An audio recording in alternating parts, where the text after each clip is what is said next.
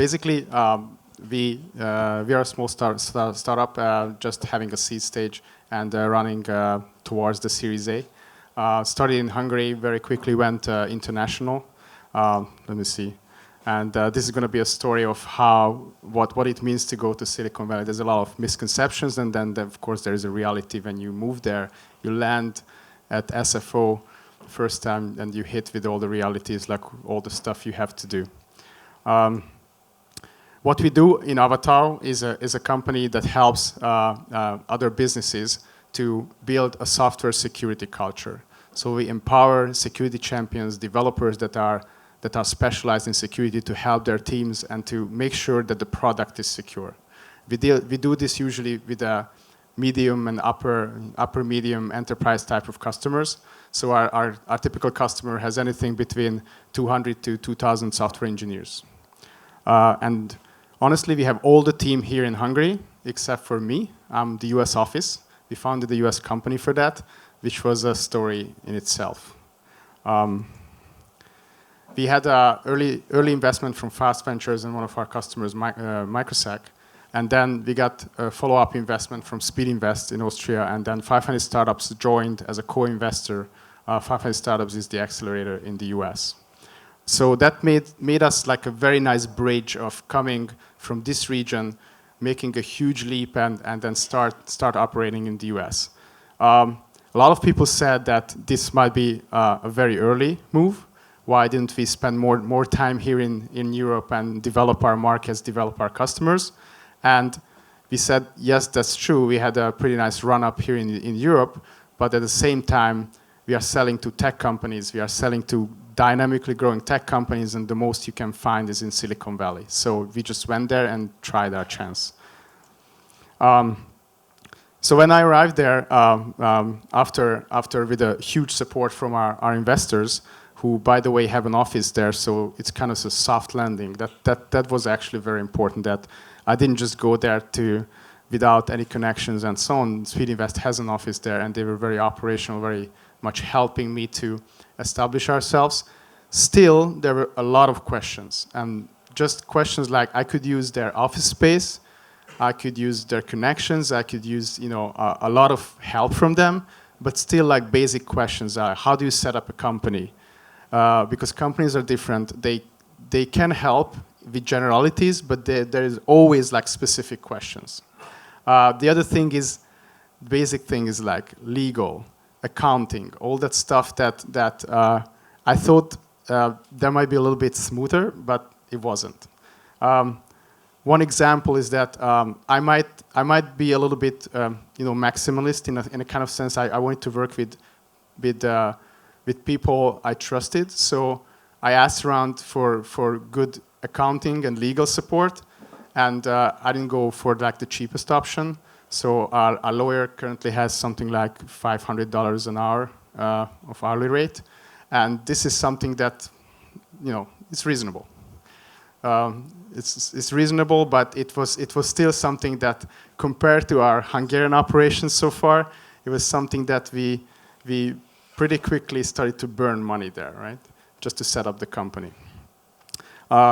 There are a lot of other business costs, setting up operation. Actually founding the company is not that costly, but all that cost to make sure the company is running smoothly, that starts to cost a lot of money. And after that, once your company is set up and you start real operation, that's what I didn't realize, but I was a bit naive, as I said, is that once you start operation and all that things are rolling in, then start to pay taxes, and then you pay taxes federal, you pay taxes local, you pay taxes to California, to San Francisco. I just started to seeing these bills coming in, it's like tax here, tax there, and I was like, okay, this really need to generate some revenue, not because of the investors, but because I have to pay the revenue services in the US. The other thing is, and this is something people don't talk enough probably, because everyone talking about the business, how difficult it is for the business, but the personal costs are outrageous. And that's actually one of the funny things about the Silicon Valley, that it's not a coincidence that all those startups are heavily funded and well funded, because living there is actually very extreme. I'm just telling you an example, and it's going to come back in one of the slides. Currently, what is called the low income limit in Silicon Valley for a household is $120,000 a year. So if you earn $10,000 a month, that's considered low income. So you are at almost like a poverty level. And then the personal costs are something that was shocking to me, because we made some pre-calculations, and I really tried to do my homework, asking everyone who moved there, like, what's going to be the personal costs, like how much do I have to earn to survive. I made the budget, I made the calculation, and then obviously I overshoot it. So just for your information, the situation as a founder is very different. I'm a bit of an age, so I'm not like a 20-something founder who lives in a small hole and can live on just bread and water. I have a family, I have 2 kids, and I just didn't expect how much childcare is in the US. So like a preschool for my son costs like $1,800 a month. And that was a cost that I expected to be much lower, honestly. Then, as I mentioned, people are struggling, and just for your information, I lived in Berkeley in San Francisco 10 years ago already. I did my school there, and when I was there as a student, obviously, you don't see the world around you, how much it can cost. Of course, it was costly, but I could manage. I could live on the budget. Now, moving back with the family was a totally different thing. And when you see around, and this is a kind of personal impression, is that San Francisco and the Silicon Valley is the world of extremes. It's extreme in a way that this is the current status of San Francisco. People are living on the street, and it's terrible. And this is one picture is actually burning into my mind. I was going to our office in San Francisco, and I see this guy. There's no badly wasted people on this picture, but they are actually on the street. So there was this guy lying on the pavement, completely wasted, and there was a parking place empty, so someone just pulled over. It was a Lexus SUV, and the guy came out of the Lexus SUV, closed the car, and I was at the other side of the street, and I had this picture in my mind, the guy wasted on the street and the Lexus SUV just literally beside each other. And this whole mentality is there. Don't get me wrong, it's a great place to make a business because there's such a strong entrepreneurship there, but at the same time, it's just there is no safety there, and a lot of people don't make it. So, well, I'm not saying that all the entrepreneurs end up like this, hopefully, but a lot of people unfortunately end up like that, and there's no support for them. And the situation is getting worse and worse, not just in San Francisco, but actually the whole West Coast. So obviously they started to make steps for it, and very recently $1.4 billion was separated to solve the homelessness problem, but currently it's pretty bad. So unless you have a high tolerance for this, it's actually not such a, coming from Europe, it was a shock to me how people can achieve those great things and at the same time walking on these streets every day. The personal challenge, and I think this is not a surprise to you, is I'm the only one there, so I'm trying to remotely manage the team here. And they are great. They usually do perfectly without me, but still, we need some discussions. Now, discussions are typically for me early in the morning, so my day starts at like 4 or 5 a.m., and I work usually 5 to 5. So I start getting up in the morning. For me, as I said, I'm a family person, so breakfast and dinner are very important touch points with my family. I stop working for those times. But I need to get up early in the morning to talk to Hungary because of the 9 hours of difference. And I just understood now what is the difference between East Coast and West Coast US. And a lot of people say for European companies, it's actually very challenging to go to the West Coast because there is a substantial difference between having 6 hours of difference versus 9 hours of difference. So we are at 9 hours of difference, and the only way I can catch my team in Hungary is to have these early hours, which is usually not a problem. I mean, I like to get up early. The problem comes around the evening, because once I put my kids to bed, usually I go to bed as well. It's like I fall asleep, like I collapse.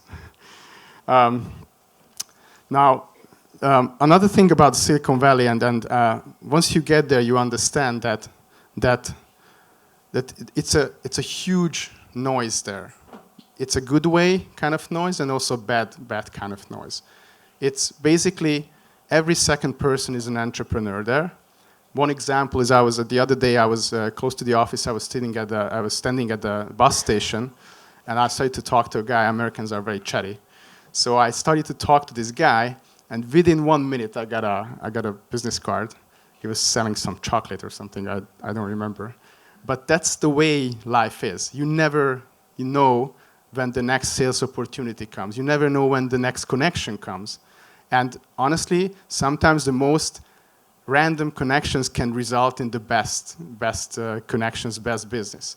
So, and this happens everywhere. Everyone is selling all the time. That's the bad news. It's very noisy. The good news is that they don't take it personal, and they don't take it bad. So you can just keep talking and talking, whereas people here in Europe, especially in Eastern Europe, would be highly offended if you try to sell them all the time. In the US, that's kind of natural. Like, that's okay. And at a certain point, they tell you to go to hell because they have enough, okay? So everyone is very busy. And in particular, this means that it's really difficult to get airtime. So most of the people don't have time to you. They very rarely commit to personal meetings. And usually just getting 15 minutes or 30 minutes of their time for important people is very difficult. One example is tomorrow afternoon I'm going to have a call. I didn't know that I'm going to be in Hungary, so I'm going to have a call with one of the CTOs of a big US company. That call was set up beginning of January. So the guy said, like, yeah, I have time for you. Why don't you set up a call for March? And I was like, okay, I will forget what I want to tell you by March. But, you know, I got half an hour, so we'll see. What is really special and particular about the US, especially Silicon Valley, is that it's a shark tank. Everyone says that, right? But it really feels like swimming with the sharks.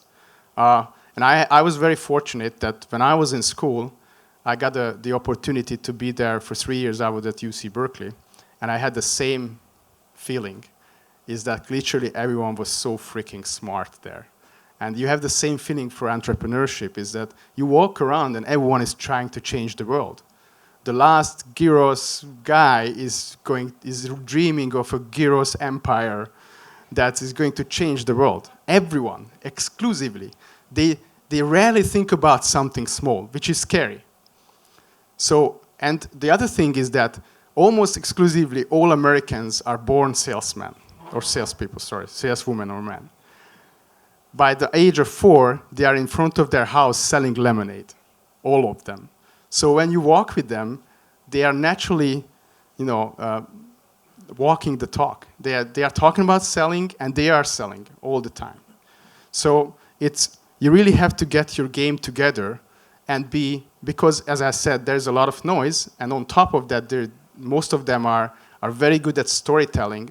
You really have to put yourself together, not just be one of those silent people in the corner, which, honestly, I'm coming from Hungary, so our culture is about, yeah, I'm building the great product. It's going to show itself, right? People will love my product because I know it's great.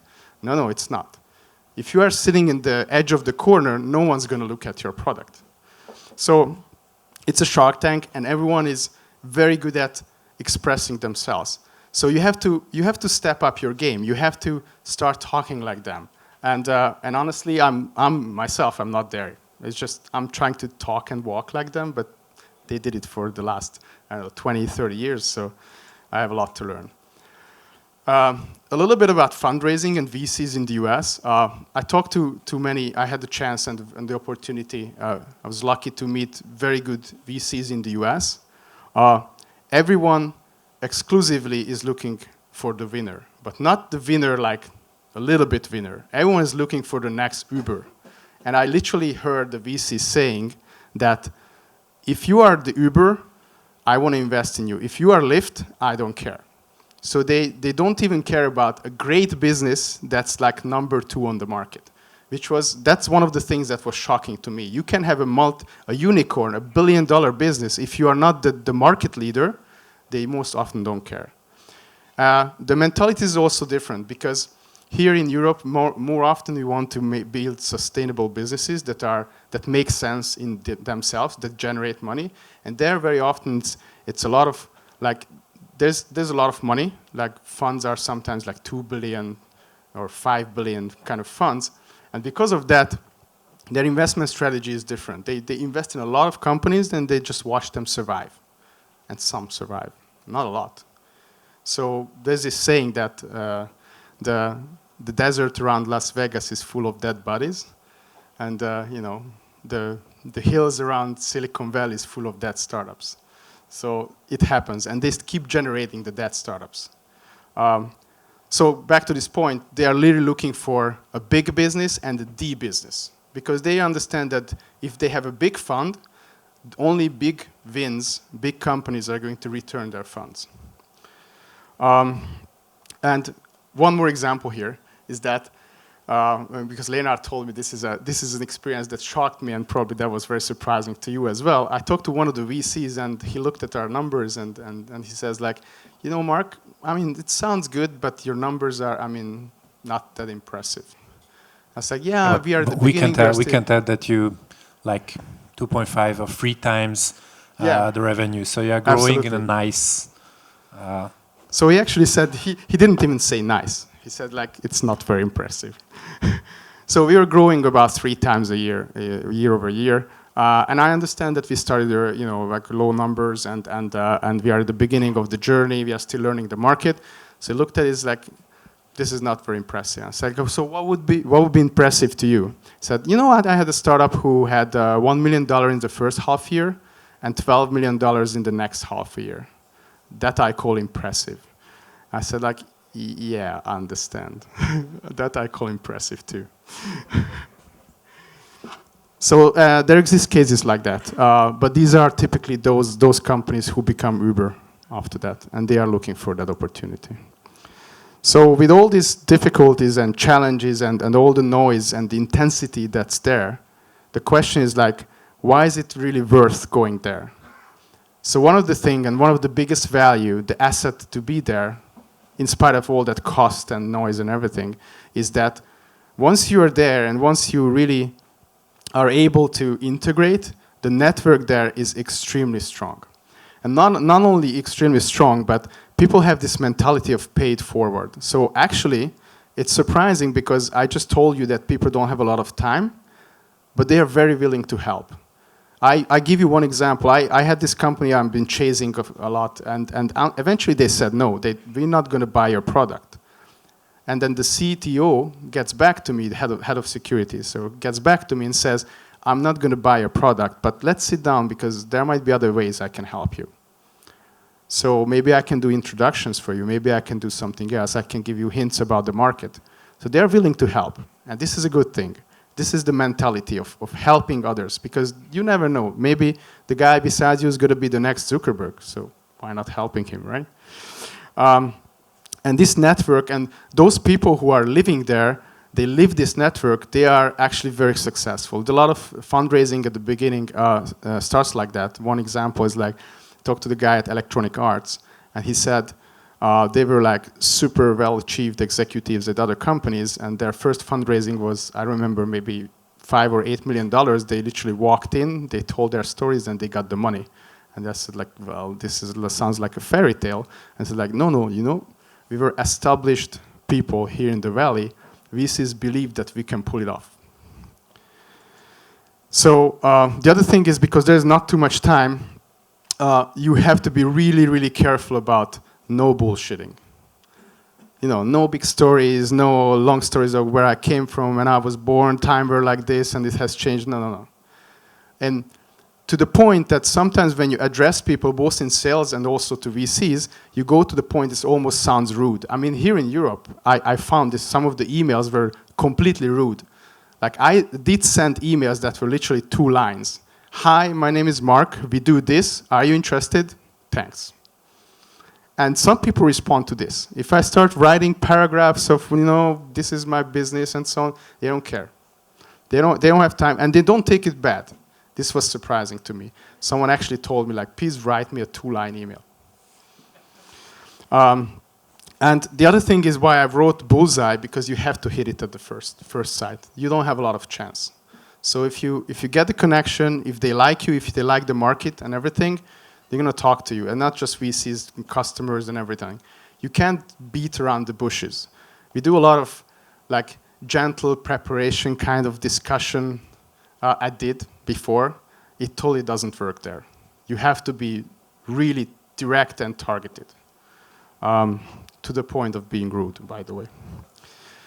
So in conclusion, these were the main points. It's really challenging and difficult to go there, but it's worth if you can live on a shoestring, like really low budget, meaning that you only earn like $10,000 a month or something. You don't have to live in these tents. Right? I can give you a tent if you come to San Francisco. And what really matters is that just for you to understand, for a local startup, when they start a business there, they raise money, they need big money because they want to hire locally and everything.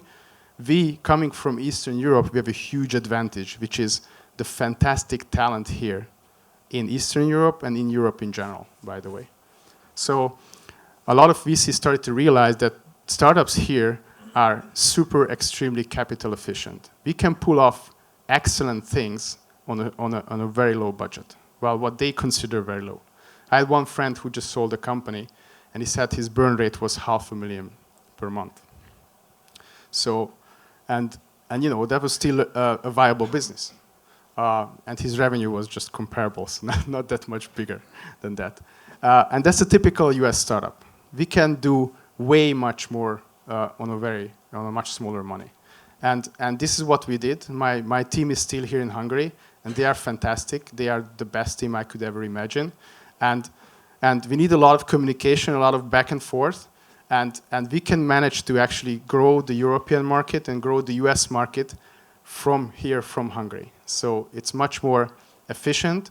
And I'm there to be like an outpost. When I need to talk to the key customers, when I need to talk to the VCs, I'm there physically.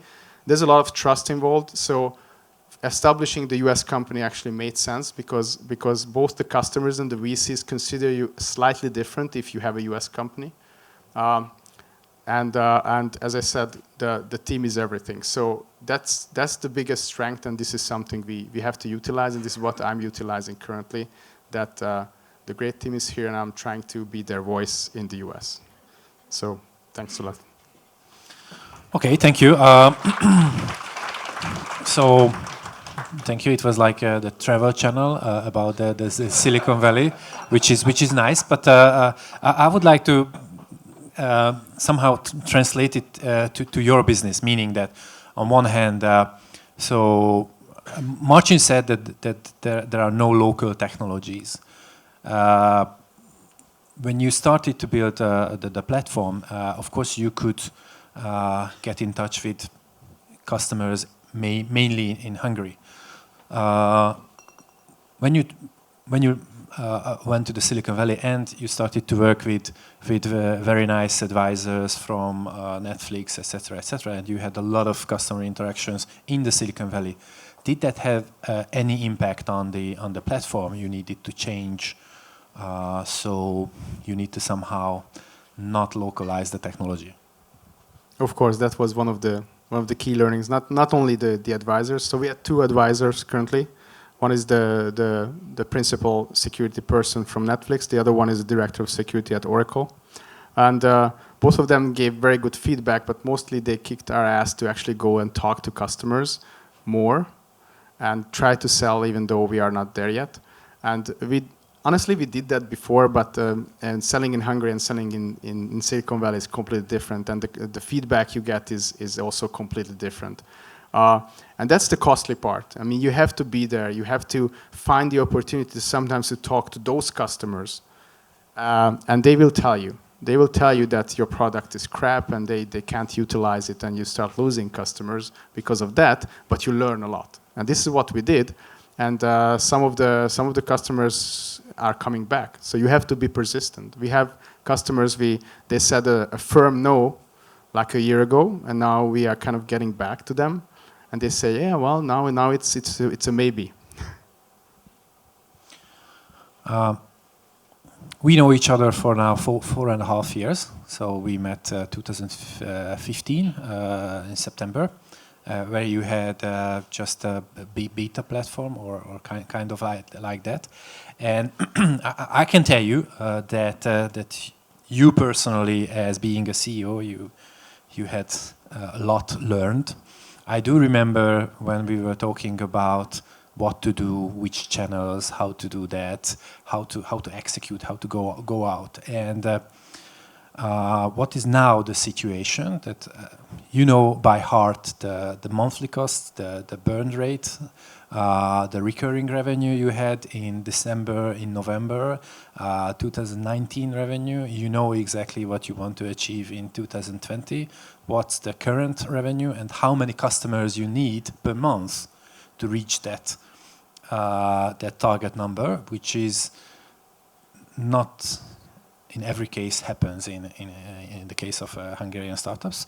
So you learned a lot, and also your team and how you work together as a team. So I was so happy to hear, and the guys are here, so that you are really doing it and executing. So you are moving from being a startup to become a scale up and kind of a growth machine.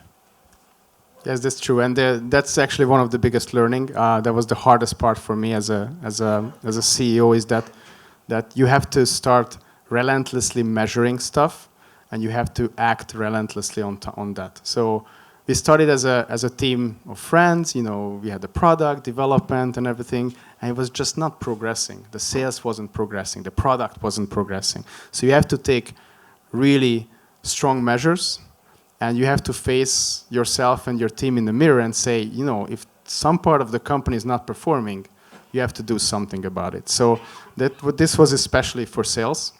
We had to reassess and understand where sales is not working and rearrange the team. And you know, firing people is always the most difficult, because there is always good reasons, but it's very difficult to do on a personal level.